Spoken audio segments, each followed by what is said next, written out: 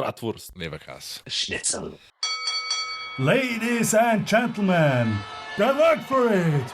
Europe Podcast!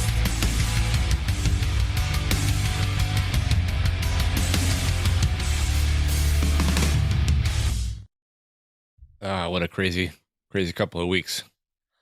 How about you guys? Same. Pretty fine. Yours was fine, Paul. Yes, you were on vacation. Oh, yeah. Prancing around Austria. Saw a lot of places. Did a show, earned some cash, went all around the Austria, went also to Germany, saw some things, ate some Leberkäse, drank some beer. And finally, I am home. Finally. Yesterday. Since yesterday, we are recording on Monday, so since yesterday. Mm-hmm. Yeah, so Austria treated me really well, except when the restaurants did not work. I was really mad. I sent to our podcast group chat a very angry voice message that Albert actually recommended me a place that I should go to. And apparently, they open up at 5 in the evening and close their kitchen at 9:30. So I was pissed. I was really pissed. No nightlife in Salzburg. But it was very beautiful there. Pretty calm. Beautiful mountains, beautiful places. Actually, it was our very first time in Austria. And also then after that we went to Vienna. So Vienna, and it was a beautiful big city. A lot of things to like. The only thing that I really hated, it was the smell of horse shit in the center. Yeah, that sucks. I agree. Yeah. Yeah. Right. Even with the poopy bags, diapers, there is a lot of shit on the ground. Is there that many horses in the city, or is that all from the police? No, from the carriages. Fiaker. Yeah. Oh, yeah. I remember those things. Yeah. You eat something nicely, you walk around the corner, bam, horse shit smell hits you in the face. So it's like, we also went to the Central Cafe, and there is oftentimes a big queue there. And we were standing in the queue, and some American guy just went past us, and you're like, it's just another Starbucks. And we are going there first time and expecting it's just to be a cafe and whatever. But the vibe there and the food there, it was really good. The vibe was insane. The place itself is so warm. The ceiling is high, and the live music playing there was, something else. It was one of the highlights of the trip, actually. Just a simple cafe. But it's very worth the wait. We waited for like half an hour in the queue, so just to get in. Yeah, and the food is very not intense in taste, but very natural taste. We took we went with the apple strudel with ice cream nice. and vanilla cream, and it wasn't too sweet. It was just very fresh, very, very delicious taste of apples. A very simple, even lighter apple pie, you would say, And then the cream and the ice cream was perfect, and the coffees that we took was perfect. And the live music and the people there, I don't know, it's so strange for me to recommend a cafe, but it was really good. It was beautiful there. You are just basically soaking in there the atmosphere, It was that good. So we really like that. So yeah, we loved Austria. We hated Czech drivers. Czech drivers can go fuck yourself. They are very aggressive. They drive. They park. They switch lanes just right in front of you, and it was terrible. Austrian drivers are way better. So we loved Austria and we loved Poland. And talking about the show. Finally, before you move on too far, you've been talking about food and everything, and the opening times and problems like that, differences in Austria. We have a guest that knows a lot about food. I think we should introduce him because he's probably dying to say something about the Austrian cuisine. We have Fingal Ferguson, who was at the Knife Show Austria with us last weekend, and I think most of the show we'll be talking about what happened at the show and meetups that we had and stuff like that. Fingal, welcome to the show. Hello, Yep. everybody, and thank you for having me.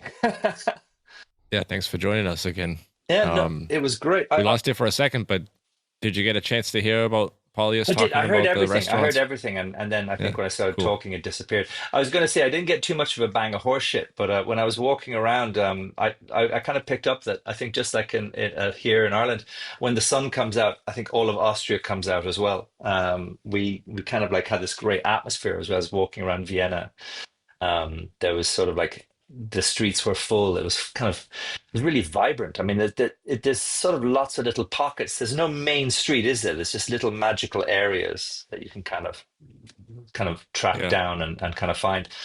And you know, beautiful, sort of the same kind of ringing bells that kind of go through the night, and sort of the fantastic river that rolls through it. And I found it beautiful. It's lovely to walk around. And actually, at one point, myself and Gabe Fletcher, we found ourselves in a place called Truth and Dare, which was I think 3 years running in a row, Vienna's best cocktail bar, which was a dangerous combination of having myself and Gabe and the cocktails were had. So I have nothing but good things to say about my trip to Austria.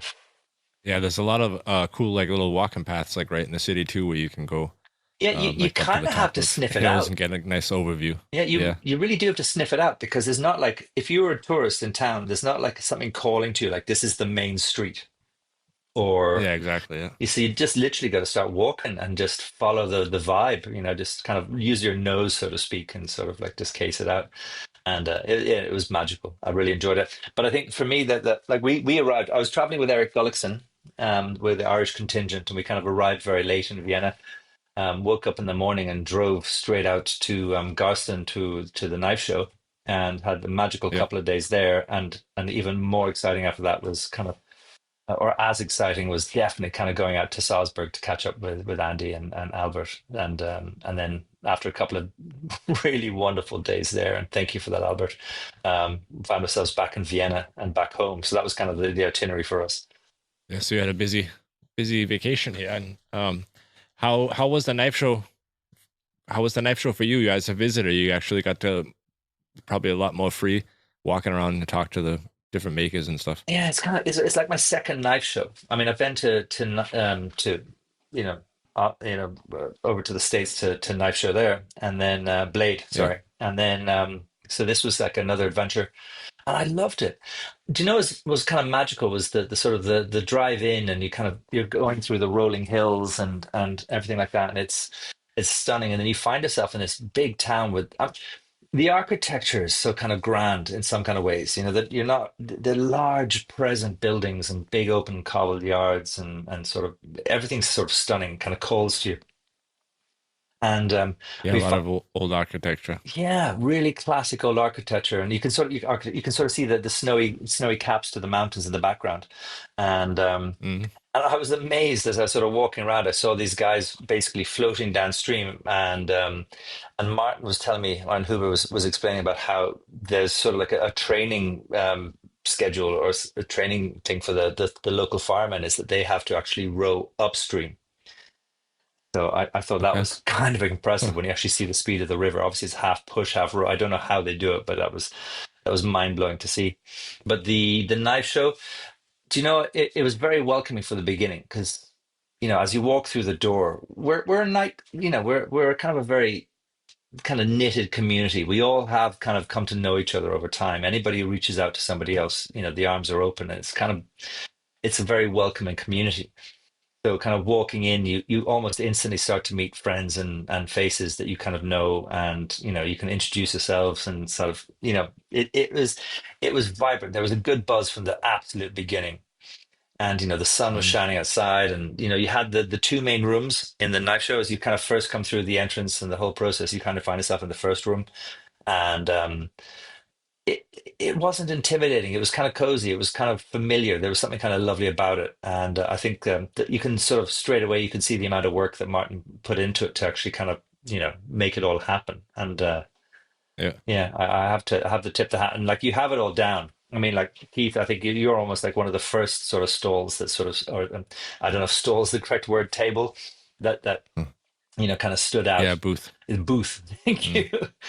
And it was great. And like right next to you was Albert and Andy. And I met a few of the guys that I would have recognized from Blade, and then next door there's just so many people I wanted to actually meet straight, face to face, and it was incredible. Everywhere I went was a sort of something. It was a great mixture and group of people. Yeah, so we actually started out Friday night before the show. You didn't get to make it. You guys were driving in the next day, I believe. And we all met up at a restaurant. There ended up being about 30 of us there. So Albert and Paulius and I got to meet all together for the first time. Of course, I've met Albert a few times, but the first time for Paulius. And I have to say, Paulius, I think I might have told you at the show, I pictured you in my head a little bit shorter. You're a little taller than I am, actually. I got a lot of that in this show. They're like, "Oh, Yeah. You are so tall. I imagine you were way shorter." And I'm average in Lithuania, like 185. You got that baby face that makes you look shorter. 33-year-old baby face. Yeah, so the dinner was pretty cool.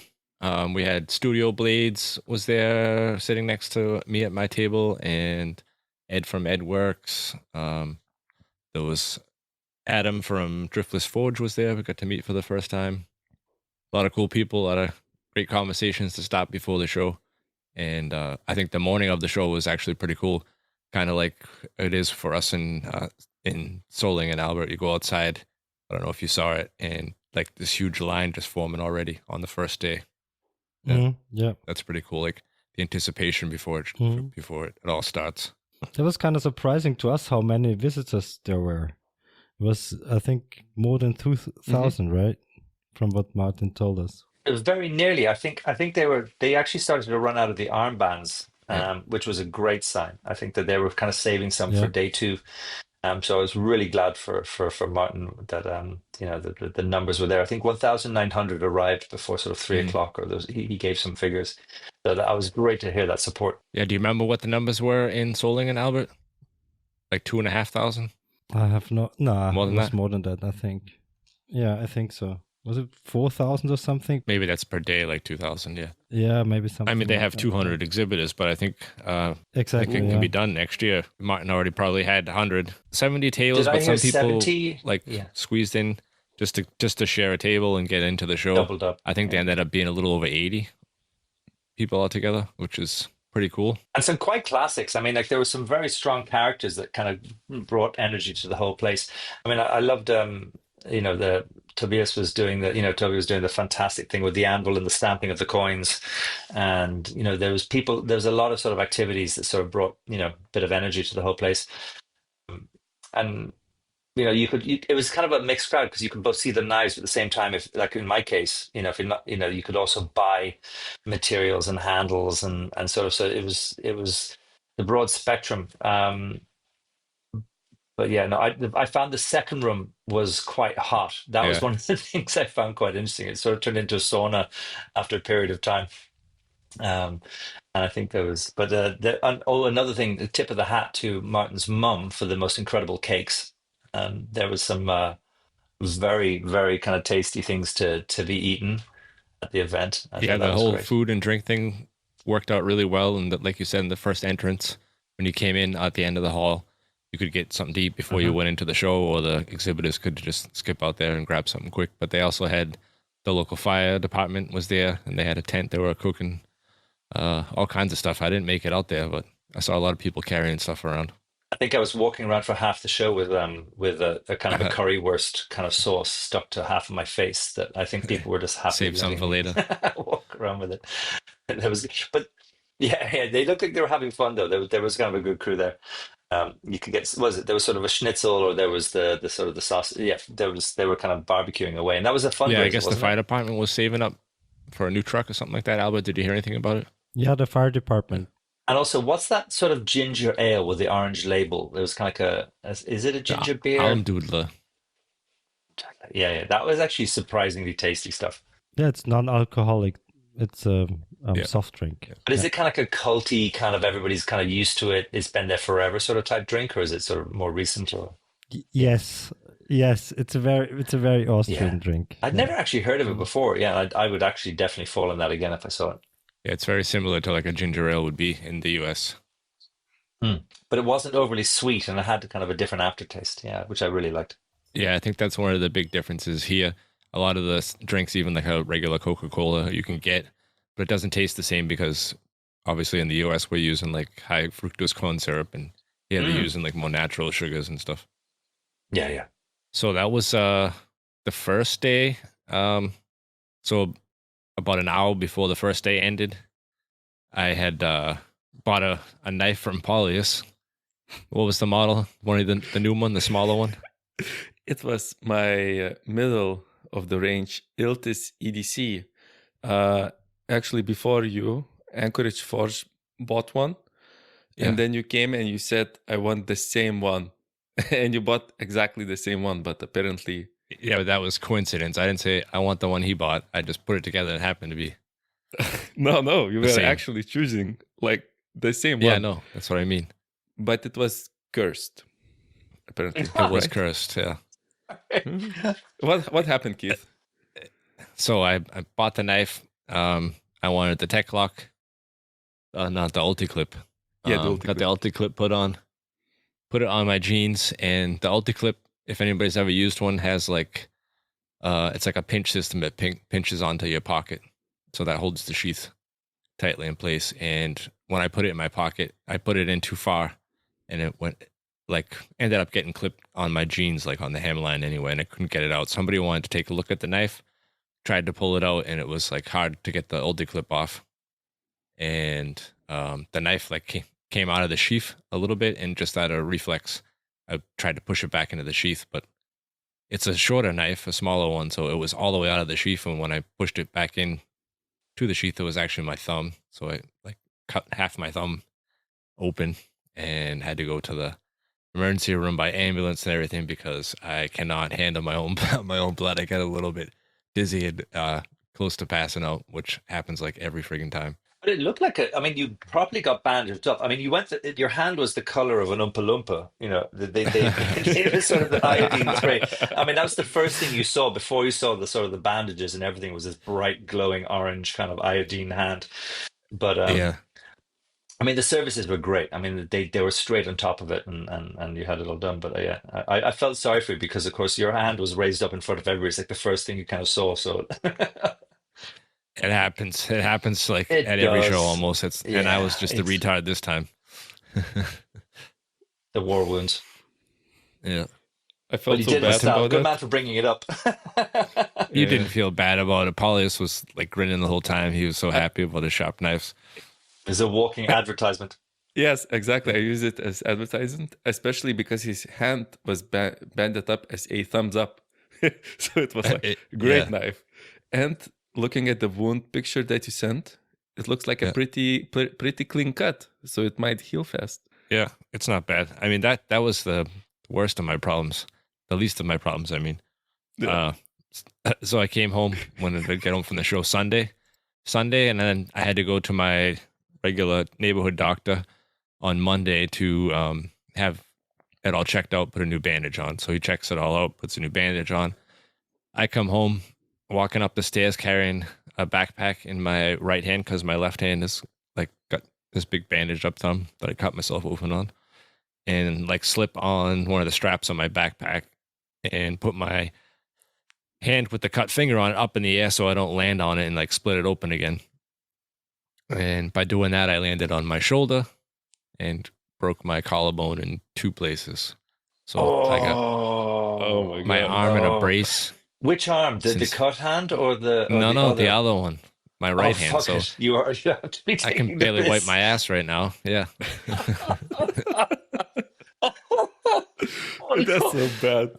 It's horrible. It's the worst. That's the worst friggin' bone. They just put you in like this little brace and you walk around and you can feel your bones wiggling around and shit. Just gotta wait for it to heal by itself. More painful than you think, a collarbone, isn't it? Oh, yeah. Yeah. Bad luck, Keith. This is not your year, you know? I know. And well, I got problems come in threes. Problems come in threes, so that's it now. You're clean slate. This is where it's just, you can I hope so. take on everything now. Yeah.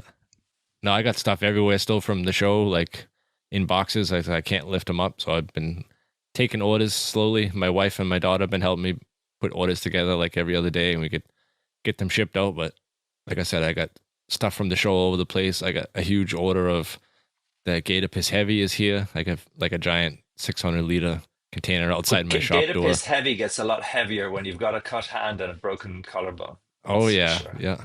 But I got all the labels on the containers, got all that shit ready, and gonna have my daughter help me out this week filling up containers. Maybe we can get that online and out for sale, so I can get that stuff moving. And a shitload of Apex Ultra and 2.5 and 3.6 millimeter in all different sizes. I gotta put those all online too. Get the stuff moving again. And is there other shows, and what's next in line for you? I mean, because I heard the sort of, is it still open news about Soligan? Not probably. Yeah. So forward?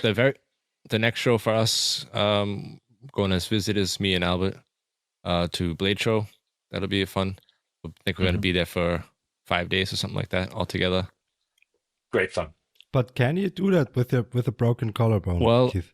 I went today. They took X-rays again and said that everything, like nothing had shifted, so it will continue to heal on its own. I won't need surgery, so I think that Blade Show is going to be fine still. I think the worst part would be the plane. Okay. Is that it? Yeah. I mean, I can feel it getting better a little bit now, within the past like day or two. So we'll see. No, I think you're going to enjoy Blade. If you're doing me, if you're heading over there, do me a favor and call into Heirloom Barbecue and catch up with Cody. And there's a fantastic. It's like a traditional barbecue place that has like Korean kind of twist to it. Okay. Really amazing kind of grub and stuff there. But yeah, Atlanta's great fun. I'm kind of jealous. I had a lot of fun last time I was there. Yeah, we were looking forward to talking to a couple people that have already been there and get some restaurant recommendations. So I'll have to write that one down. It's the name. What's the name of the river? It's multiple syllables.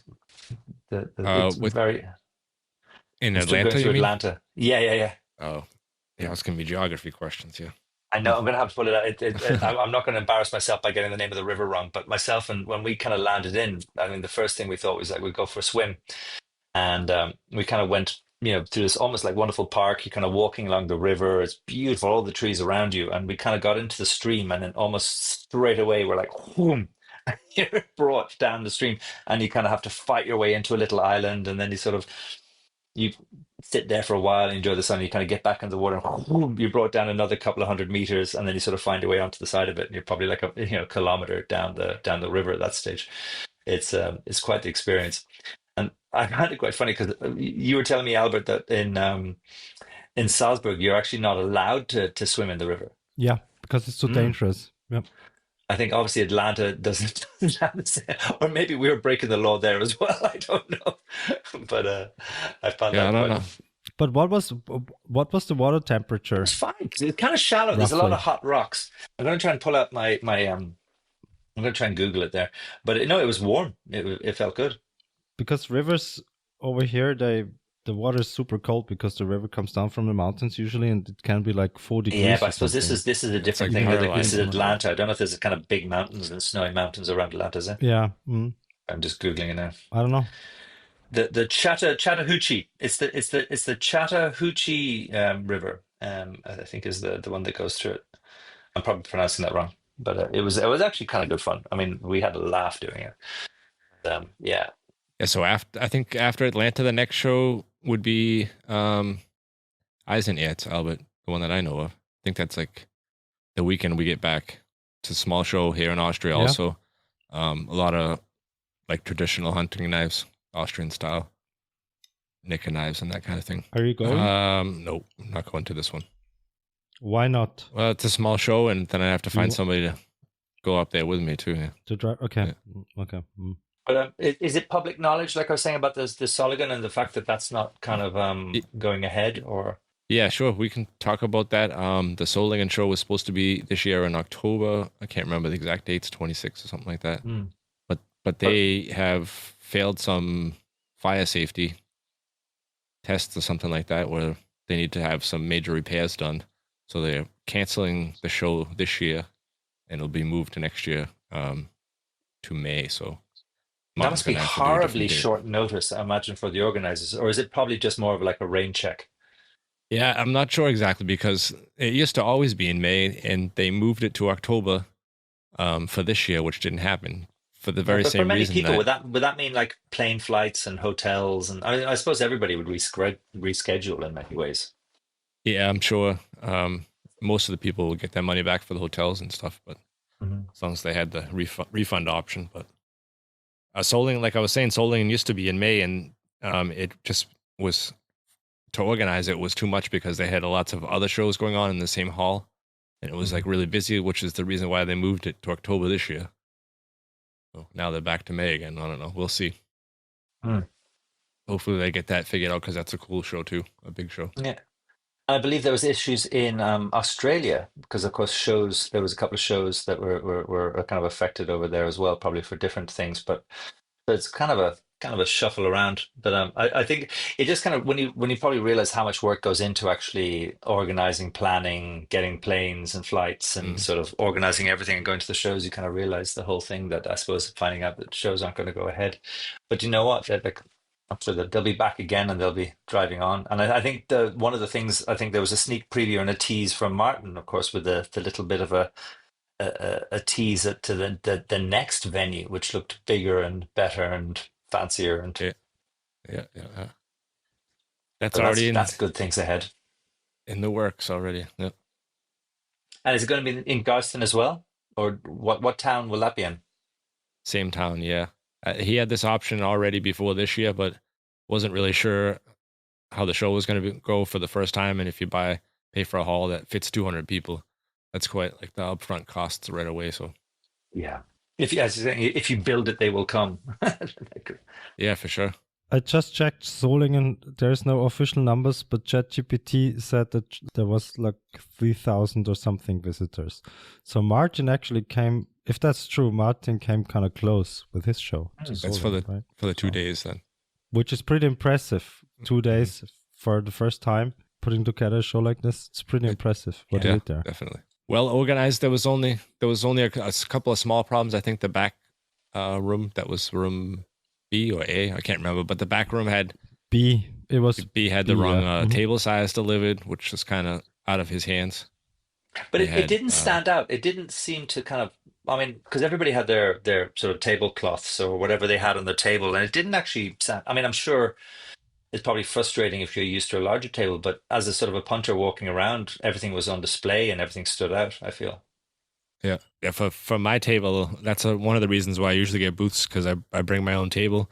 I have like these wooden box setups that I use, and if something like that happened and the table was 20 or 30 centimeters shorter, it would screw up my whole display. Then you gotta like leave stuff out of it, and it's kind of a pain in the butt. I mean, this was something that was out of his hands, but I didn't really hear a lot of problems from anybody. Actually, I think every person that I talked to, knife makers, ask them like how they did. Everybody sold three to five knives, I would say. I didn't talk to anybody that didn't sell anything. I don't know And Keith, how long have you been doing the shows? When was your first one? The first one I did, I think Albert was there with me. It was like 2020. Does that sound about right? Yeah. Yeah. And like, what's it like to see them kind of evolve? I mean, have you found them sort of like kind of consistent, or have you seen a sort of them growing or kind of quieter, or is it just because I suppose the more you do it, the more you kind of get to know people? Of course, what would be your feeling over the years?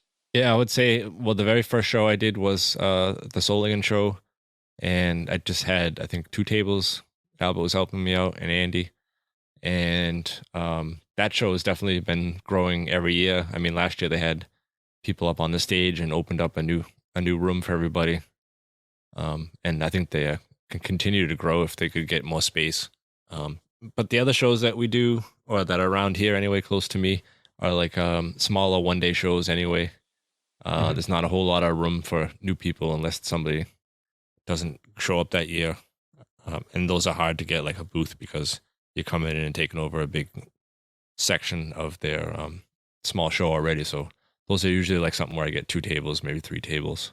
Do you know, it's kind of one of the things, like everybody's always talking about the kind of between the culinary knives and sort of hunting knives. And I sort of realized that the thing that stood out so much is that sort of, was it about 48% of Austria is still kind of woodland and forest, which probably allows for, more hunting. And I think that was, probably a big reason. I mean, I sort of around here, you wouldn't have the same thing. You don't have the same presence of hunting, but it actually kind of brings it home. You can see the success and probably the ability to allow for the tradition of the hunting knife and everything. There must be a high percentage of people still very active out there hunting and sort of using outdoor knives.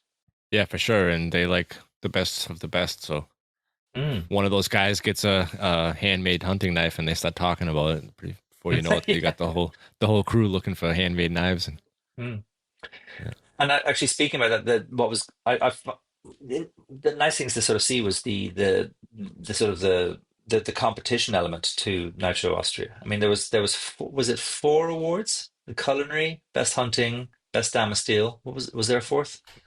that 3. I think it was It was 3. 3, and I mean there was some. I mean it was amazing to see the spread of knives that was sort of out for that. There was a fantastic after party on the Saturday in a very traditional, beautiful old building with sort of the wooden roofs and the sort of the big open yard and stuff. And that's where the sort of the after party was held, where we actually got the results of that of the three awards that were going out, and. It was some very high standards there. I mean, I think that when it actually came down to it, just a clean, tight knife wouldn't be enough when you actually think of the level of the Damascus and the sort of the whole process that was kind of going into it. There's some big big names doing wonderful things there. Yeah, definitely. So who won? Do you remember who won the categories? I definitely know Gabe Fletcher from Anchorage Brewing, Anchorage Forge. He got the culinary knife. That was the collaboration with Joshua Prince, right? Or at least Joshua There was Prince a made plug. the plug Yeah, there was a weld. plug made by the plug weld. Yeah, and I think but Yeah. it was they were stunning to see. He had a very classy stall. It kind of had the magnetic kind of stalls kind of presenting the knives, and of course we've been watching his progress on Instagram, so seeing the knives kind of come forward. I mean, what's interesting is he's kind of watching that workshop of his and the tools, everything growing. The Tobin machines, sort of new grinder and the different elements. His acceleration and quality and sort of thing that he's doing is actually wonderful to watch. But there's such an original twist to his knives as well, and it's kind of that was a well-deserved win. Yeah, And they're then even the other.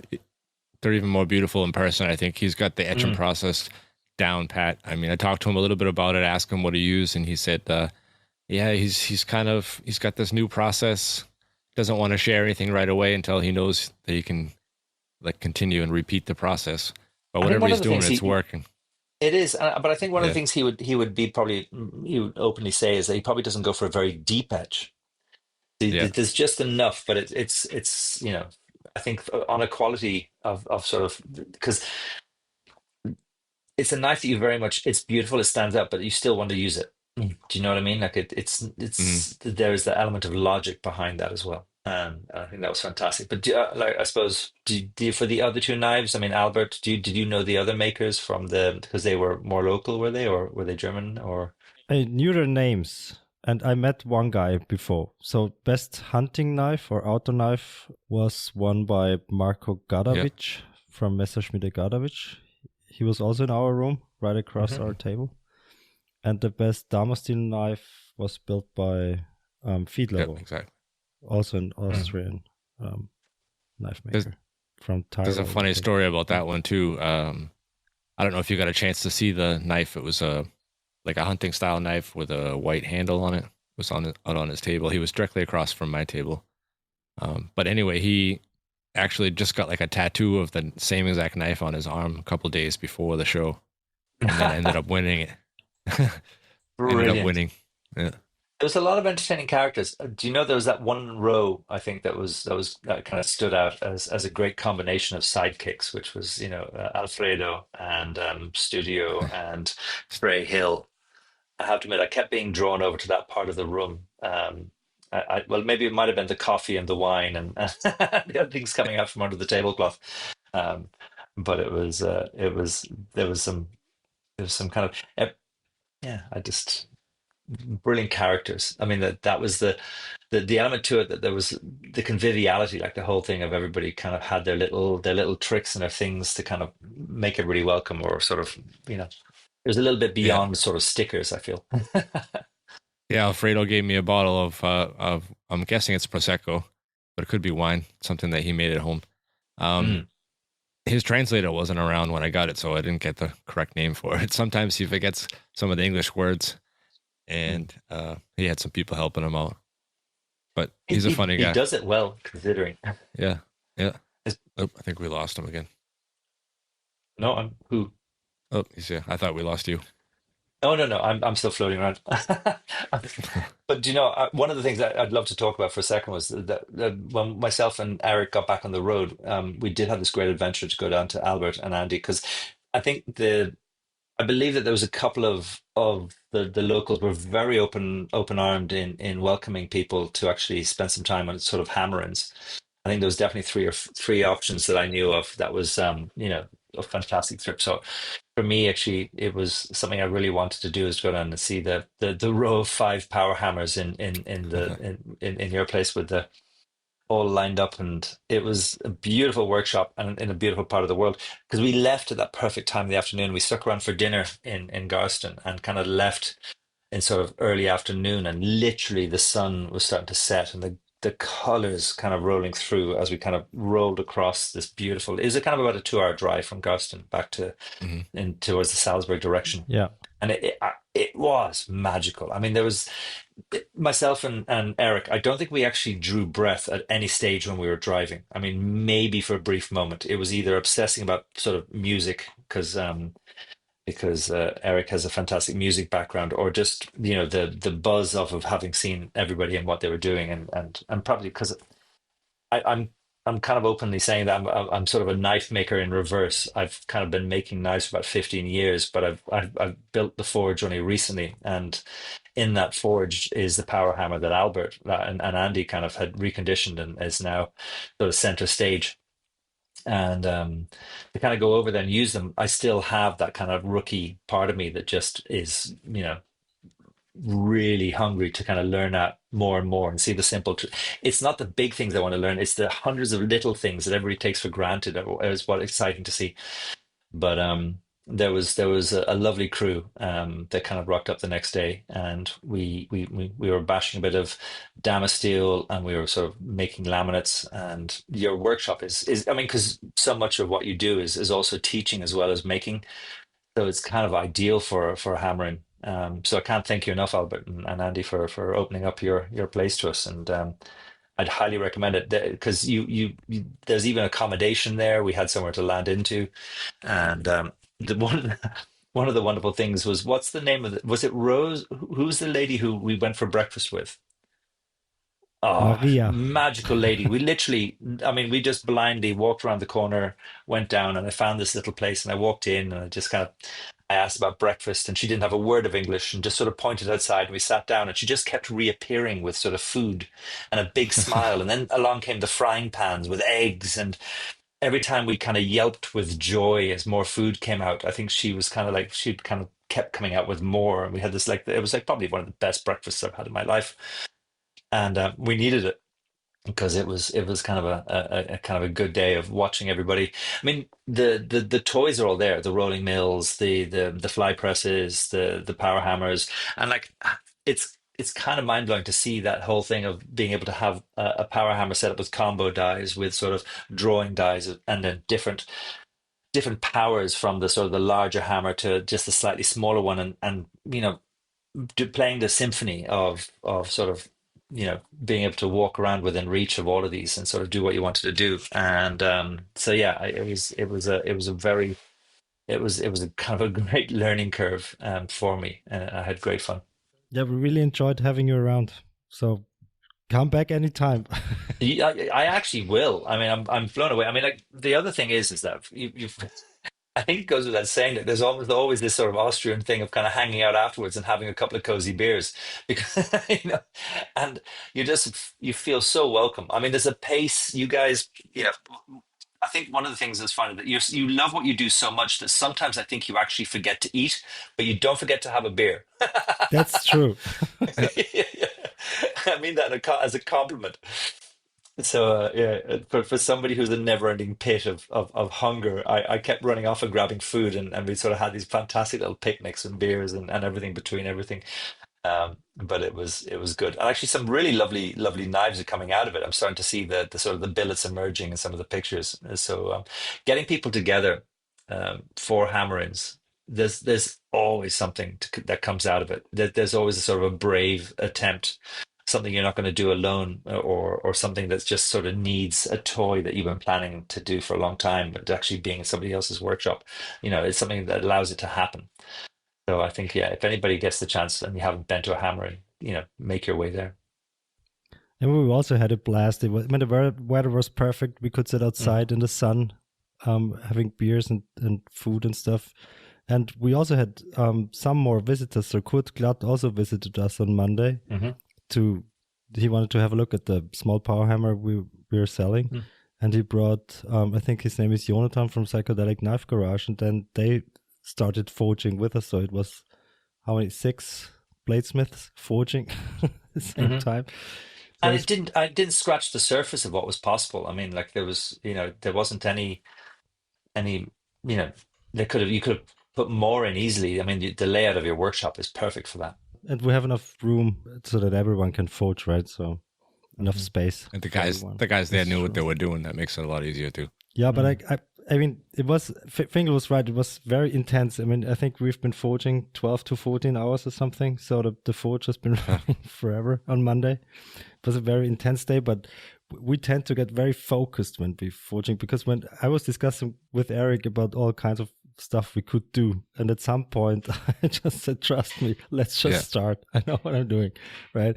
Because you sometimes you tend to overthink stuff, right? So Eric was on a roll. Did you see that sort of beads of sweat were running off his head by about sort of 9:30 that night? He had like at least 4 or so billets going, but I mean, it was a pleasure. Like we had the happy accident of like the first billet that was an experiment, didn't work, and ended up becoming the nicest. Well, not one of the nicest, but definitely that day. And the happy accident that I live for, to that teaches you something, or becomes something that you wouldn't have even thought of doing.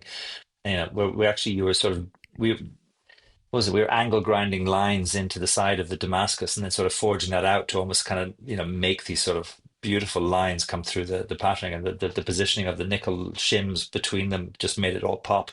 That was a beautiful billet.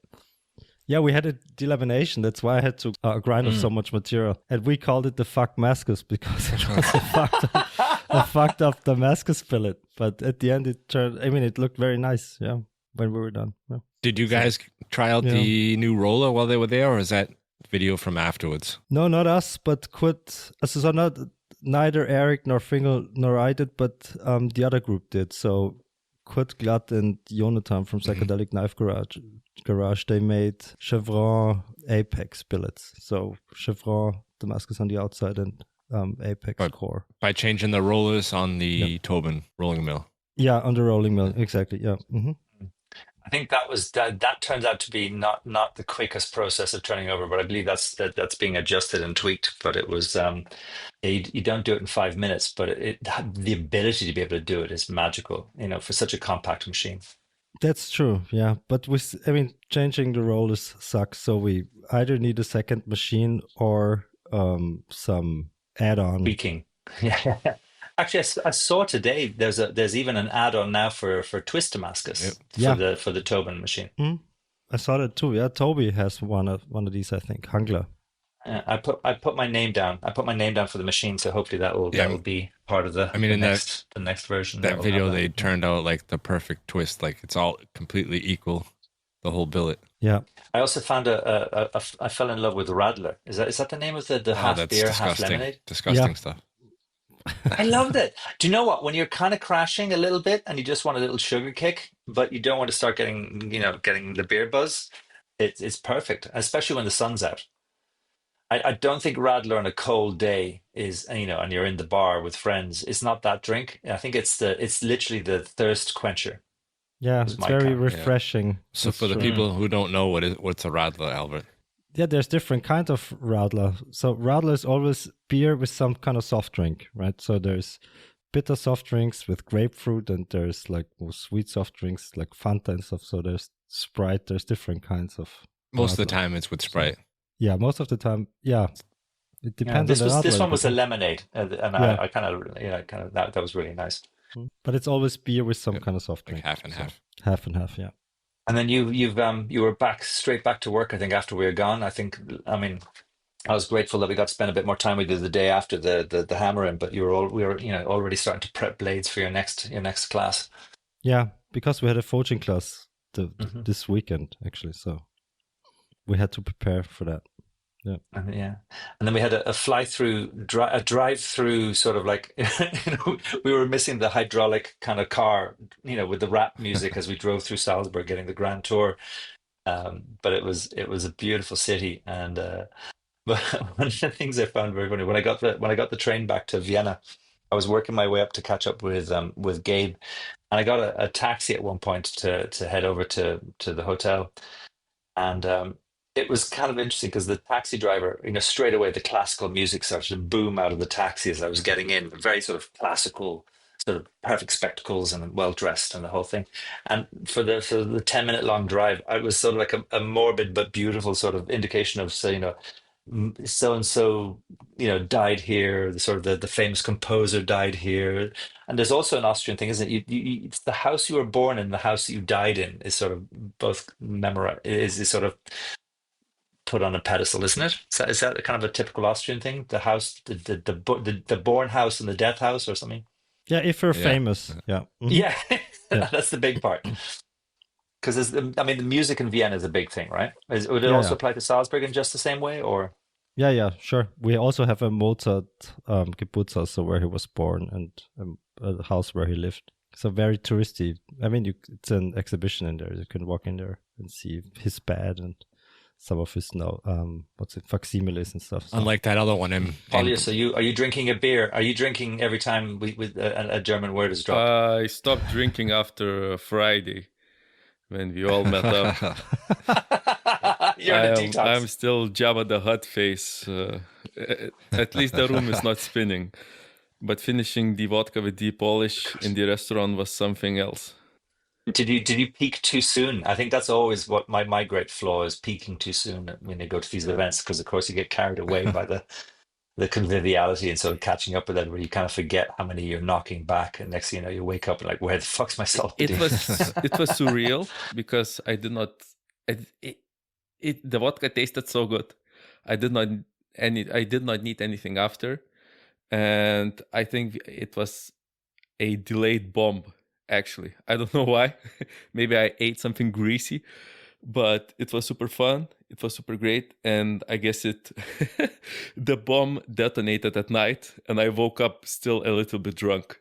So all the evening was pretty fucking great. I really enjoyed hanging out with all of the Polish guys, and also that Chris and Dominic from DB Blades, our number one listener, joined us. It was a really good evening and super fun. And of course, the fact that the restaurant waiter came in and said, "This is the last vodka that we have, and it's on the house," was something else. Because you actually cleaned them out of and vodka. we actually all bought the cheap stuff. We brought 2 bottles. we brought 2 of our own bottles. We brought meat from Lithuania, and Trolsky brought his knife maker's whiskey, and we poured all of the guests, to take a taste. Yeah, well, tell me about that. It's kind of a brilliant name. Is he involved in that, or was it actually just coincidence? I have no idea, so I cannot speak about that. We were talking more about Lithuanian Polish relationship than about the drink. It always gets political after your third bottle of vodka. It got really friendly. Our nations are really, really friendly. Yeah. So it went really well. He mentioned it before. I think somebody local to him makes that for him. Okay. Yeah. No, he was a pleasure. I mean, absolutely. It was kind of great to see him. So the workshop from Albert's pretty big. I don't know if is it bigger than yours or you're about the same size? Who's my workshop? Yeah. Oh no, mine's fucking tiny. I mean, like it's I kind of have 3 small workshops that are all kind of scattered around the farm. They're all little, like 2 of them are next to each other. I mean, it was originally a sort of a little wood store, and we used to kind of keep a little mini digger in it. So I think it will fill up fast. But yeah, it still has piglets running under your feet and sort of chickens calling in the background of the bay of calves. So yeah, it's kind of a whole different. It's very illogical. There's no Austrian sort of logic to the whole process. The layout is kind of like, oh fuck it, I need another toy. Let's make another Squeeze it space. in there. It makes no sense, but it works. That's what I wanted to ask. A lot of times when you get the chance to visit other like maker shops, you pick up like little tips and tricks or little layout options that they use. Is there anything that you picked up at his place that you think you might want to change or move the shop around or add a tool that he had that you don't? Or Absolutely. I mean, like I feel like my food side of the business is as efficient as Albert and Andy's workshop. It's a new building with roller doors and all the logic is there. Great extraction and like you've invested so much money. You can see the quality of it, and also it's being done well. Great sort of. I mean, I'm kind of interested by the whole thing that you have like all the grinders are working from central. What's the name of the speed controllers? They're kind of all VFDs. Yeah, the VFDs aren't kind of directly attached to the grinders. There is the knob and the speed control underneath it, but they're all kind of isolated in a kind of a dust food box. So you can see that having Andy's kind of electrical expertise is sort of standing out there, and there's a lot of that sort of logic and the layout of everything. I mean, I've always been scared shitless when I go to somebody's workshop and I don't know how to turn on their power hammer. That kind of thing, like every power hammer is sort of like a really old vintage car. You have to know where to kick it and then twist it and then oil the sequence in order to get it going. Exactly. And like literally, even though these beautiful power hammers go back a couple of generations, I'm sure that there's just what you press one button and bada bing, it's up and running. So I suppose in some ways, yeah, I'm as my favorite word goes, chaotic, and I kind of like that. I mean, my little pockets and corners are efficient for what you want to do, but I have a grinding area, I have a sort of a forging area, and I have a finishing workshop, and so you do have to kind of you focus what you're going to do that day in some ways. But I do find I keep myself fit by having to walk constantly from one to the other. Yeah, space is always a challenge, and layout. I think the layout is like always evolving. You always get a new tool, or you have one that you don't use as much, and move shit around constantly. Well, the dangerous thing about having a lot of space also is you feel compelled to fill it. Yeah. Whereas sometimes you'll slow yourself down if it's a small workshop, and you're like, a big empty pocket. Oh, do you know what would work perfectly over there? So now I can see why Albert's always kind of getting more power hammers because we still have a little bit more room for another one in the corner. and talking about got the crane. For a lot of people, that's like you think about moving something that's like a day's work. Andy and Albert just hook the crane up to it, and it's done. Yeah, I mean, unbelievable. I mean, to have that crane. Yeah, we should have got that going for the crack. We could have done a beautiful sort of aerial acrobatics kind of scene or something like that. Yeah, Andy hates that. He doesn't want me to fuck around with the crane. Oh, there's something looming. I think having that thing floating over your head would make you nervous. Yeah. And talking about equipment, that you don't need any cranes to move around. This show is sponsored by minihell.eu, the kiln maker in Poland that makes the best, in my opinion, kilns ever for the greatest price ever. I have one for 5 years, had 0 issues. Baltazar on minihell.eu has a great selection of many different sizes and of course 2 different controllers. If you want easy peasy one where you just select the temperature and press go, he has that. And also he has a way more expensive one that has all of the bells and whistles, all the fancy ramp ups, ramp downs, and etc. So go to minihell.eu and use WFI5 for 5% off. And we are still working on getting Baltazar to this show. And hopefully we will get him soon as we are back from the live show Austria. And now back to the show. Good job. Thank you. Finally did it. So I think the last part we left off with the show was for Sunday. I think Sunday was a little bit slow because of Mother's Day, but still a lot of sales going on. And my favorite part of the show is when all the knife makers have a pocket full of cash. They come over and get material. So did some good sales. I think that was the best sales out of any show that I've been to so far, actually, for me. Oh, wow. But you know, Mother's Day is different all over the world, right? It wasn't Mother's Day in Ireland, and I don't know, is it Mother's Day in America? Yeah, it's the same day. Father's Day is different for us. Is it? Yeah. Ah, yeah, okay. Yeah, no, we have a different day. Yeah. I think we have a more pagan celebrated sort of Mother's Day. We have a different one in Lithuania too. I think it's the very first Sunday of May. So I think ours might be in March, I think, if I remember right. Yeah. Anyway, we all love the mammies. The mammies are very important to us. But I like the excuse that everybody says you can come and buy a knife for your mum. And I guess, Keith, your sales are a very good indicator on how the other makers did. Because if they earn a lot of cash, they tend to spend it. Definitely. Yeah.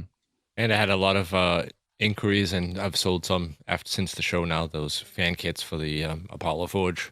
So people got to see them live. And Fingal, you've been running one for a little while. Albert's got one.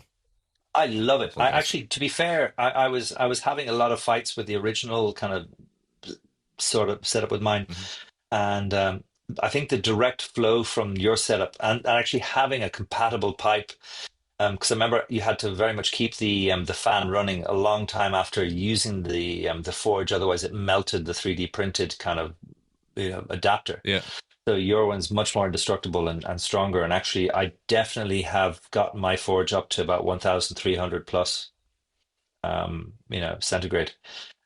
So that's some pretty high temperatures. And actually, the longer you run it, I actually did find myself having to really throttle it back, slow it down, after a long period of running. So I'm having a great time with that. And I'm actually looking to get another bag of your sort of vermiculite mix and some doors to make some tweaks. I actually want to kind of try and weld up some fancy hinges and sort of come up with some system for that.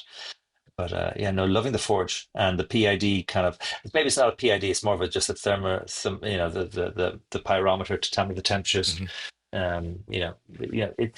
It just works. It keeps it simple. I mean, even for myself, who's kind of new to the whole process, it does help dial it all in. Yeah, I'm working on one of those kits right now. I got all the stuff. I just haven't had a chance with my arm right now to test them all out. But I got a thermocouple and like a digital readout. You should get one of those sort of like an iPad and sort of draw them with your nose. Yeah. Oh man, no, I've been trying to use my left hand to do stuff like running the mouse and the computer is not that easy. Try switching to no, it's your left side of the brain and right side of the brain. They often say that about people who are left-handed, that they're kind of much more creative because it does sort of make you use different parts of your head. There's nothing easy about swapping hands. Got to get used to the right click and left click is probably the most difficult. You got to think about it every time. Oh yeah, I picked up some of the Ultim material from you, and there's that damask kind of. But I've always seen them as scale versions, but it's nice to see it as a block. Yeah. And the range of colors was fantastic. But there's some lovely kind of, some very handy things there. And of course, the other thing I noticed everybody getting as well, of course, was the zipper cases. Everybody under prepared selling knives, kind of, you'd find them running over to you for a zipper case. That's always funny. They do it a lot. They'll come running over and be like, Keith, I'm just going to grab a bunch of these. I'll be back and pay for them later. So they just sold a knife and they need some way for the customer to carry it out. Grab a last minute bag. What were you saying about Ultim though? I mean, that was fascinating because you're saying it doesn't quite melt. If anybody, this looks like amber colored, sort of semi see-through, but what I suppose what I'm asking is, what was it designed for? Because it is kind of a unique material. Yeah, they use it a lot for like CNC modeling. So you would have bigger blocks of it, or even more common is like a round, like a rod shape. And so they turning parts and testing out machines.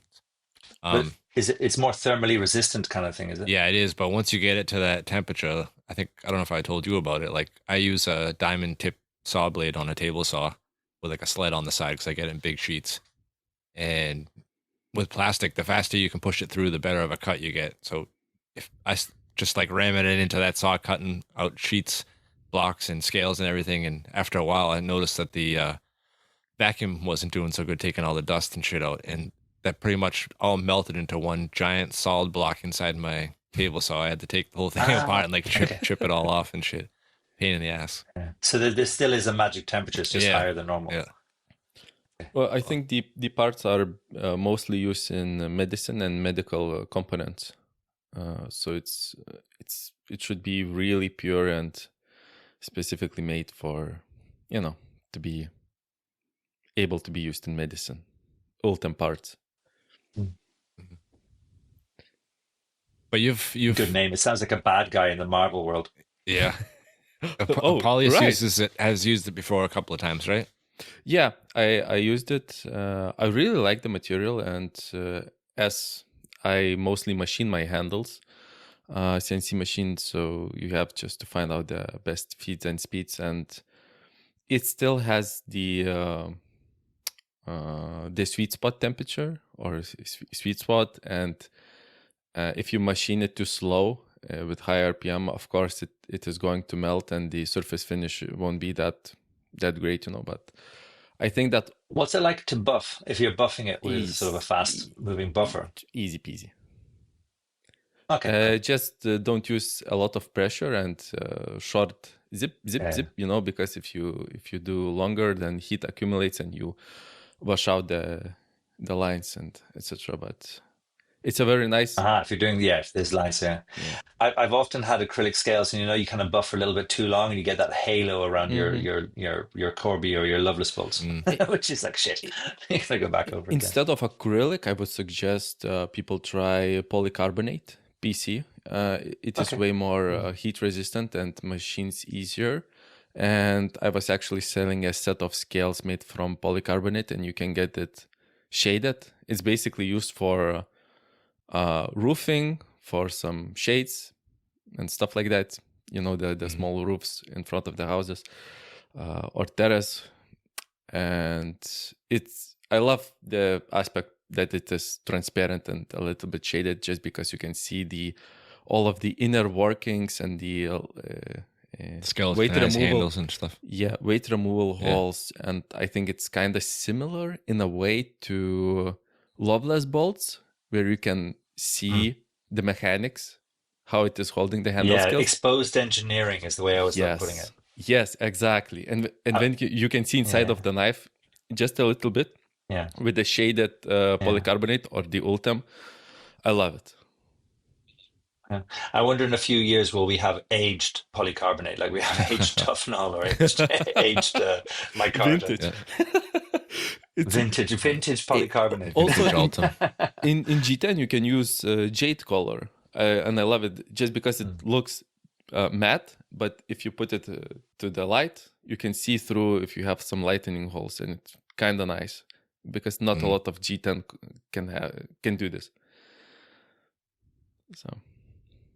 Yeah, I'd like to see a full tang Damascus with Ultim scales, nice etched, like underneath the handle, so you can see the contrast. That would be cool. Yeah, I think my plan was to do that with Damasteel. Yeah, I've been playing around with sort of the different, sort of mechanics for the screws and the bolts to kind of close it. I've done a few experiments. So that's a plan for the DCI. Wow, imagine a takedown see-through handle with all of the inner workings exposed. Definitely won't be the first person doing that, but it was kind of an ambition. Yeah. Would you have any pieces for us? Actually, I suppose I have a habit of burning, like I burn my tangs in for hidden tang knives, or at least I aid the process with a little bit of heat. But I think that probably won't look too sexy if you try and burn it. You probably end up blackening all the inside. No, it wouldn't work the same. Yeah. What was your sort of takeaway? What was the one or two things that you kind of opened your eyes, or something that you kind of have a fond or happy memory of the actual show itself? Well, yes. Me?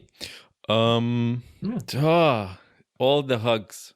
The fondest. Oh, who doesn't love hugs? It was, especially for my fiance, as she knows what I do, I liked hugging her too. It was good. She's a good hugger. Yeah.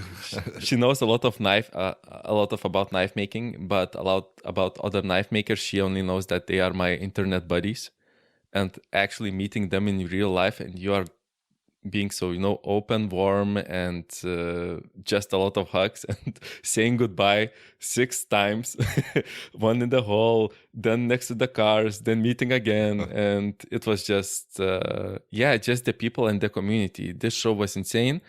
Another thing was the sales.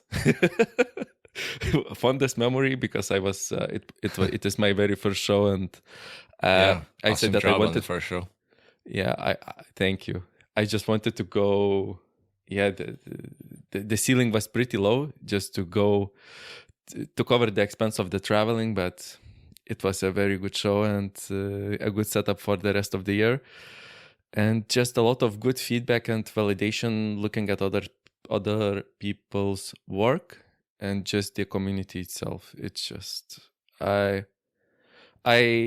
was in a little bit of, when you go to a music festival, after the festival is done, you are in a small post-festival depression for a day or two. So this was the same for me.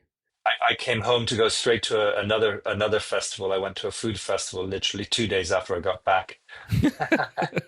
So I think that's the other way to deal with your post-festival depression, is to go straight to another festival. Just continue the cycle. Yeah, continue feeding it. It was really good, but it's so sad that we were so busy. Only at the very last day, for a half an hour, we had time to go around and to look actually at other people's work and talk to the other makers. So maybe do you have, Fingal, yourself, as you were just a guest walking around, what were your two top 1 or 2 things from the show, that the core memories? Yeah, I it's that picking up and holding and sort of seeing knives and sort of all these things. Like photographs, sometimes you can often see where photographs, do so much, but really the actual hands-on element is good. What I was kind of maybe it's just because people knew I was also a maker. There is that very open element of it, allowing people to actually pick them up and hold them. There was a very trusting, because there's nothing that pisses me off more than getting a perfect etch on a high carbon steel knife, and along comes a greasy thumbprint and sort of like, as somebody said, stroking the side of the knife. It's like, fuck. So I think there's something lovely. Now, obviously, I wasn't doing that to people's knives, but you could see that there was a lot of trust in sort of having your knives so out there. But yeah, there is some fantastic knives, and the spectrum, the styles, the sort of the weight, the balances, all these things are what you actually really are sort of homing in on, because you can see knives all the time on the internet, on Instagram or whatever else. So literally, the actual in the hand feel is definitely a perk for that. And I think meeting people face to face is another backbone, because that's the sort of, you can always communicate with somebody, but the communications become easier, faster, and flow better with somebody you've actually met face to face. You kind of know there's a little less bullshit, or a little, somebody's as sincere as they sound, or whatever else. There is something that actually makes bonds kind of stronger with that. But I liked the sort of there was, Keith, how many, there's 3 stalls there that were sort of like suppliers, 3 to 4, if not more. Yeah, there was me, and there was Material, that's another company from Austria, and who else was there? Balbach had steel, and then but also I picked up a couple of tongs. Some people were buying hammers from the who's the stall that had, what was this? I don't want to get the pronunciation wrong. Forgive me. Küllinger. Yeah. Christoph Küllinger. Really beautiful stuff. I brought my kids back. Actually, that was one of my major fuck ups. Was I've got four boys, and my youngest is a girl, and he has beautiful little kind of keychain forged hammers, but they're all the different types, so you've got like sort of a, cross peen, and you have a sort of rounding hammer, and, so they were stunning. They were beautifully, they're little fun things. And I picked up 4 of those, and I was going to get something different. And then I brought them all home, and I could just see my daughter give me the sort of, when you could sort of see a tear start to form. Yeah. Because they got this huge packet of kind of coloring pens that was actually more expensive, fancier, and everything about it was sort of the superior present.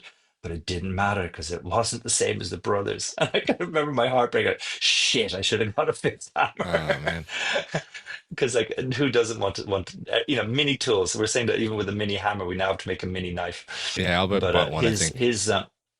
Yeah. His tongs were stunning. Very well made. The hammers are fantastic. And then I liked on the other. I mean, I got some fantastic stuff for yourself, Keith. And then there was some little handy knick-knacky kind of type things for heat treatment, and stuff. I actually one of the other fun was we all know of sort of 3-2-1 blocks, Yeah. 3 inches, 2 inches, 1 inch. But you can get them in metric. Yeah. Two. And actually, remarkably, like there's literally a very subtle difference between the two, which is probably going to be really annoying because if you don't color code them and you start using like everybody will use a sort of The 2 thread blocks size, to kind you of mean. place a knife onto drill, and if it's out, you're going to be screwing it up. So I've got to color code them or hide them. I'm not sure. Yeah, they make bigger ones, 246 blocks. Those are pretty handy too. I've never seen those. There you go. I'll have to go back to another knife show to find those. No, I liked a couple of things. Going to the shows, seeing the people that haven't been there before, being successful in the first show. Paulius was there for the first show, did really good. My neighbor was there, Sid Knives, Sven, doing his first show all by himself. He did really good, sold a few knives. And then just seeing the other guys that are always there. Sheer Knives was over in the corner. He's always helpful. Albert and Andy were over to the other side, so I always had somebody to fill in real quick. I like that when you go back to the shows and talking to the guys, it's like you've known each other forever. And I think the second one was like just after lunchtime, I think, when Martin got up on stage and told everybody how the show was doing already and that they had like 130 visitors or 1,300 visitors or something like that already by that time on the first day. So I thought that was really cool that he put in all that work and took the risk and it paid out for him. So that'll be nice to come back again next year and see all the new people that come. Is there plans yet for the Klingen for Gates? Yeah, I wanted to charity talk about that too, because of the Solingen show got canceled. We're still gonna do the charity. We already have one maker that's finished a knife already. He's on the show with us right now.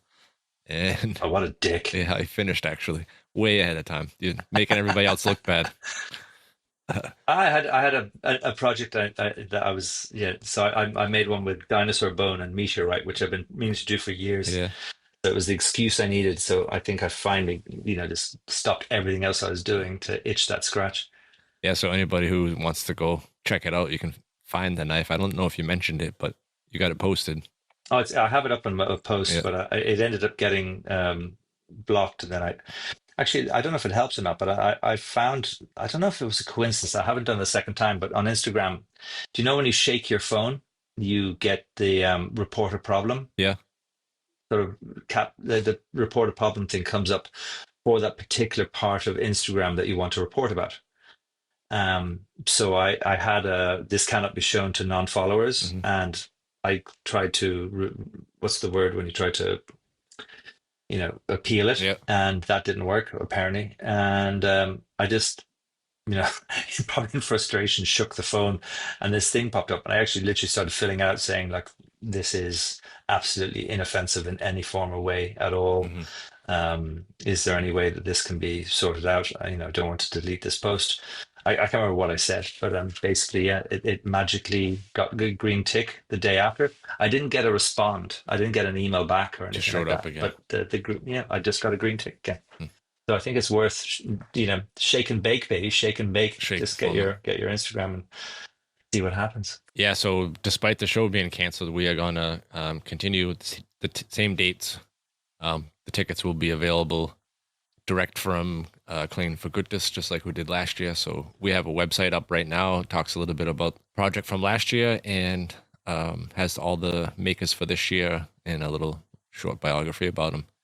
So we're going to continue to do that, do the ticket sales online, and we'll start advertising. We're going to just have to get the word out there through other podcasts and maybe do some Knife Magazine ads and things like that. But I think we got pretty good list of makers, and once everybody starts hearing who's on board with us, I think it'll be a successful year again. So we're looking forward to that. And we have Gabe Fletcher, who won Best Kitchen Knife at Knife Show Austria, is making a knife for us also. We got a pretty good lineup. I don't have the list here in front of me, but we mentioned it a couple of shows ago, and then maybe we'll do another show with the other three guys that are helping me with the project. Who's the core group? Because I know Sheer Knives was involved, or yourself. I mean, me and Sheer Knives, and then Tim from Spear Knives and Alb from Alb Knives. They were both at the show the next row over for me. They have a podcast, a knife making podcast, but it's in German. So maybe we'll do one together in English. What's the name of that one again? 60. I think they've done a couple of episodes. Yes, 63 HRC. Yeah, and they've done a couple of shows in English, but overall it is in German. Mm. Yeah, so still got that going on. So that's a lot of work behind the scenes. Can only imagine how much Martin had to do to get his show ready. And he was smiling while he was doing it. Yeah, I mean, there's so much stuff in the background that nobody sees. Like he mentioned, it's like picking out, making sure you got enough ashtrays, making sure you got enough to drink for everybody, all that kind of stuff. It's the same thing with the charity project, chasing people around, and we were trying to work out a table in Solingen and got all that worked out, that we had a bigger table and like right next to the front entrance, so people coming in buying tickets to the show that were waiting in line would have the opportunity to buy tickets for the charity raffle and stuff. But unfortunately, that's not happening this year. We'll figure it out though. So now everything's going to be online then? Or done online? Okay.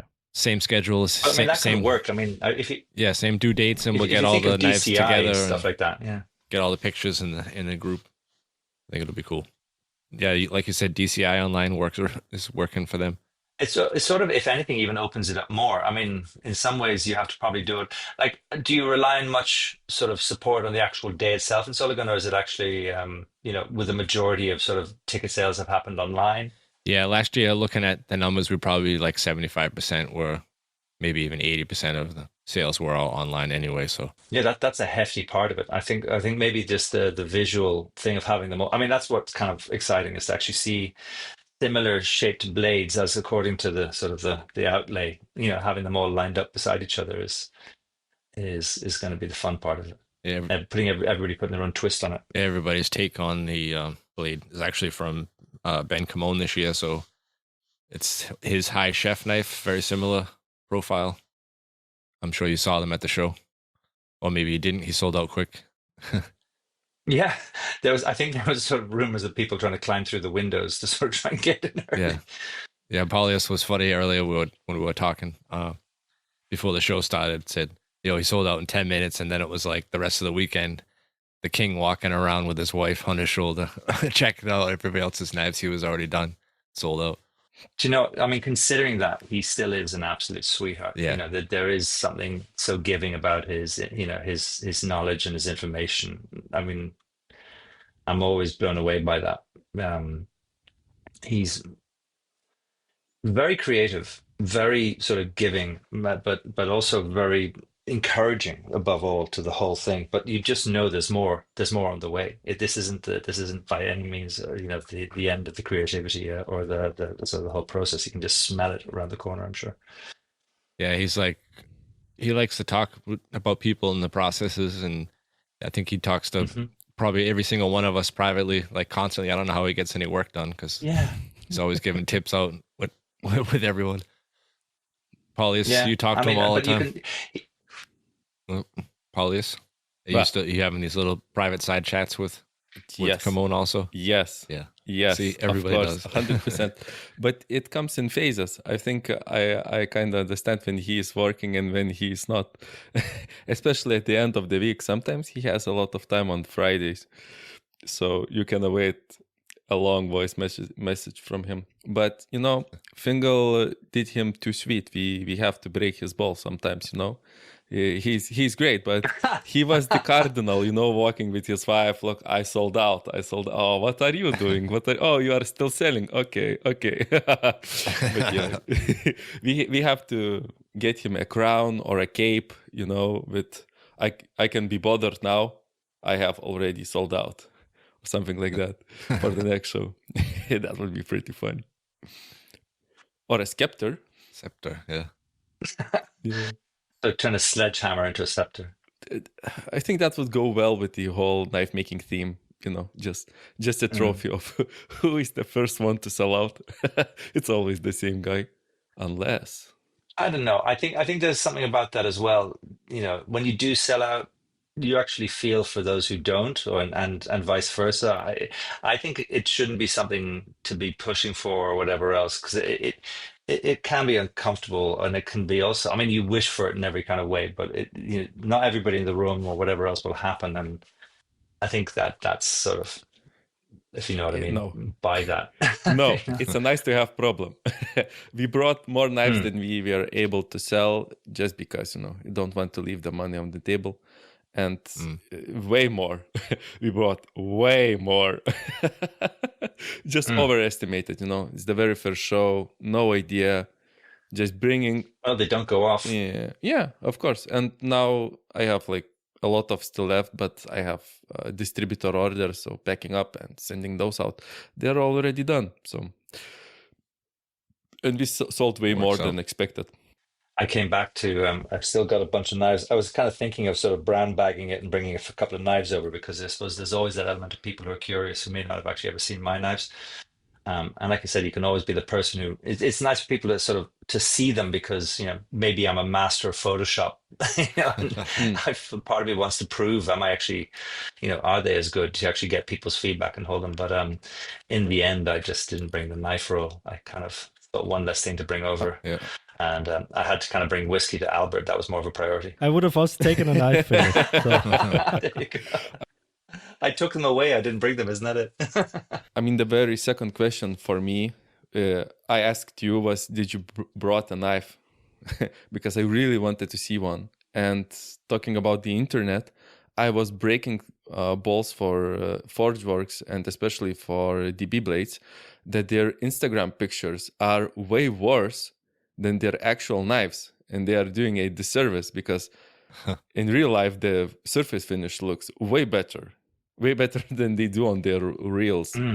So that was a surprise. There's an interesting point about that, because if you do overdo it, if you do really sort of like blend everything out and sort of doll them up too much, then do you get that feeling, if somebody buys one, that it's like kind of buying a McDonald's burger, and like you look up the screen, over the counter, and you see this voluptuous, oozing, puffy, fantastic thing, and then your burger arrives and it's like some fat bastard sat in it, like is there that element of sort of overselling, that and I think there can be that welcome surprise, and then that can lend itself to but there's a fine line between the two. I think the deception is something that you don't want, and there's nothing wrong with taking a good photograph. I'm not saying that, but don't make the gods jealous, or whatever the expression is. But Dom, please, I know you are listening, buy a new phone or change some settings. Your knives live look way better than they do in your reels. So, don't do a disservice. I'll just have to come and set up a stall. I'll have to come and do a show myself one year. See what happens. Yeah, speaking of that, you were working on some recordings. Did you get a chance to listen to any of that? Is it?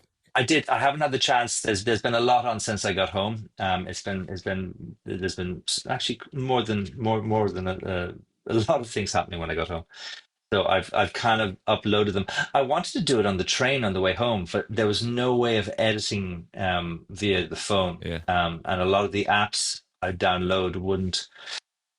So do you know the way you want to kind of flip and adjust and shuffle like you would with movie clips on sort of a lot of the apps that are there, but they wouldn't accept the MPG4 kind of files. And then I've yet to find a sort of an AI sort of thing that would upload and make them a little bit more smooth and rounded. So that'll be my next thing. But I basically have them uploaded onto iMovie on my Mac, this computer here, and I've just got to put them into order, and I should have that ready before next weekend, all going to plan.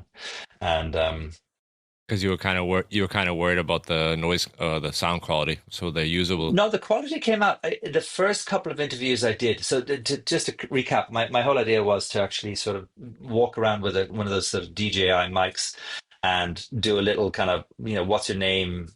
Tell me a little something, crack a joke. That was basically it. I want little short bites. Yeah. And then if it all worked out and the background noise wasn't too much, then I was just going to do a sort of like almost like a roving reporter kind of type thing, and sort of put them all together. And I'm hoping for like Knife Talk, if it all works out, put it on there and sort of bring a little bit of Europe over to the Americans. Yeah, that'll be interesting. Yeah. And just kind of, because I think to me, so many of the names and the people there were so familiar. And I think that, I don't think it's ever us and them or whatever else. I think this is a small community and it's incredibly international. But I feel like a lot of people don't like having that picture, up in front. It's always about the knives, and you wouldn't even know what they look like. Yeah. And then other people, sometimes I feel it's almost important to kind of hear their voice, and you can tell so much about somebody. I mean, people, you probably hear my voice too much, but there is this that thing of just kind of, I think one of the saving graces of the sort of the small knife producer, the hands-on bespoke and specialist knife maker, is that really the biggest part of the whole process is the personality and the character. I mean, I think really nobody's really going to buy a knife off a wanker, an asshole, and something else, no matter how good it is. There won't be a bloody good reason to buy it. So I think personality and character is something that you kind of capture through through voice and through everything else. And there you go. It was just kind of an idea in my head, and also it was an excuse to kind of meet and talk to people.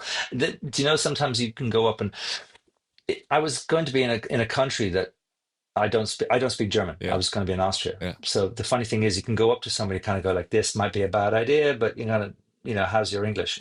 And you could talk to somebody, and straight away, boom, that frown that almost looked like untrusting, who are you, suddenly turns into a smile and becomes this chat. And like, I think really, like, here's another person I can now, I now really like from that brief little moment of chat. It was an excuse to engage. So that I'm very grateful for that. Did you get anybody that didn't want to do it? I mean, you don't have to say names. I got a couple of people. Yes, I got a couple. I mean, I think, well, one of the people I really wanted to was, OEL Knives was fantastic. But, again, there's some people who don't really want to, maybe don't feel confident. I mean, that would probably, above all, have more to be proud of and more to talk about than they actually realize, So, but look, I used to shit a brick. I think there wasn't enough sort of horse tranquilizer in the world for me to before I was ever going to do anything in the way of public speaking. And it just gets easier with time. We all in our own ways have our skills. There's probably a very good reason why we do lock ourselves into small rooms with power tools to make things that aren't in the public eye. That's probably our happy place. And then some of us do actually embrace the sales and the public interactions, the public element of it.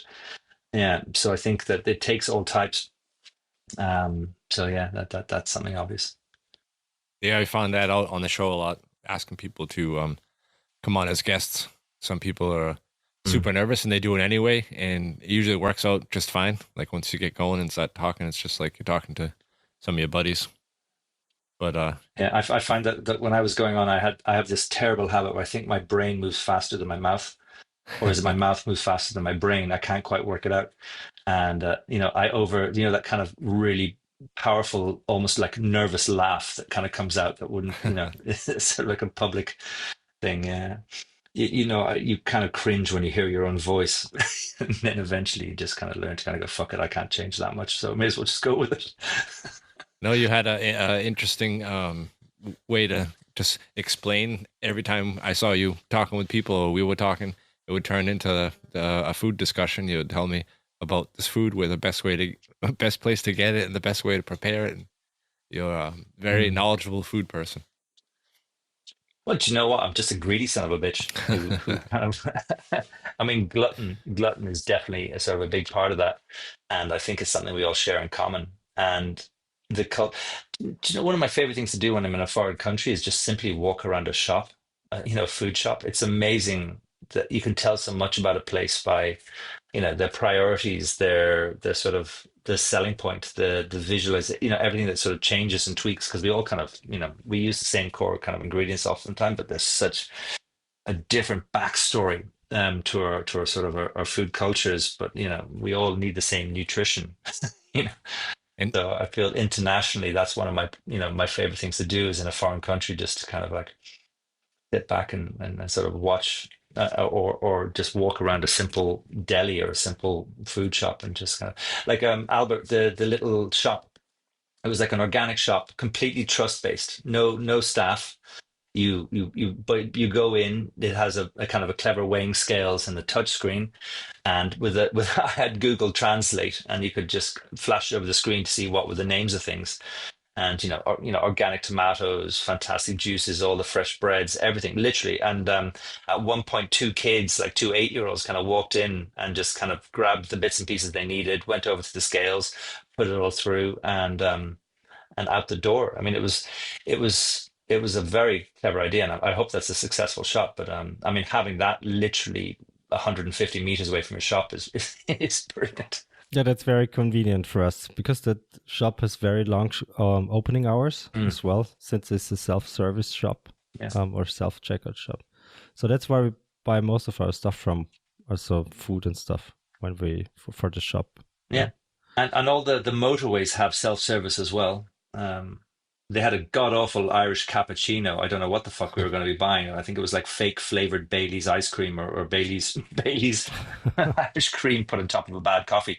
But the self-serve thing, the technology is incredibly improving. Yeah, that's the only shop we have in town where our shop is. So that's where we have. I mean, if we want to buy stuff in town, then that's where we have to buy it. Yeah, and it just so happens to be an organic shop. Kind of. Well, would it be fair to call it an organic or just a health, like almost like a health shop? Most of the stuff is organic or at least locally produced there. Yeah, so all the meat, the sausages, the cheese and stuff, it's from the area. Yeah, but I think like which we like a lot. Yeah, and like there's probably a little camera in the place. I mean, that probably helps a lot. I think there is one. Yeah. Mm-hmm. I think for most places, if you sort of do those sort of things on the side of a road, you see in places like New Zealand, you go everywhere around the place and you see people selling avocados, and I'm sure they have a huge amount of shit that just gets stolen, or you put money in, you shortchange it, and then half the time, apparently people don't get their change. They'll just sort of leave everything as a tip or whatever else. So I think that they've obviously crunched the numbers and it works out. But I'm seeing vending machines kick in a lot more. There's a lot of people doing vending machines for like raw milk. So farms will have a sort of a vending machine for their eggs and for their milk and other kind of things. So it's definitely becoming better and better. But it was almost simple, solid, logical kind of like layout that I could really see catching on. And I think, but it just kind of shows the honesty of Austrians as well. I mean, like you're a great culture. Yeah, I'm not sure if it would work everywhere though. I mean, our shop is on the countryside, so yeah, but where everyone knows everyone. Yeah, right? So you don't fuck around, especially with a camera like that. You get the reputation as the guy who nicks shit. Like, you won't get exactly. along well. Yeah, exactly. But that's why I think that in a big city it would be different. Oh God, yeah. So in Vienna or maybe even in Salzburg, people would start stealing stuff from shops like these, I think. So it has also something to do with the fact that it is on the countryside. Yeah. Or our shop is at the countryside, so is the shop. Maybe I should try that at the end of our driveway. That's something odd that I noticed when I first moved here. Like a lot of people drive or have like a bus stop locally in their town, and you'd go drive by the bus stop during the day, and there'd be like 10 bicycles leaning up against it.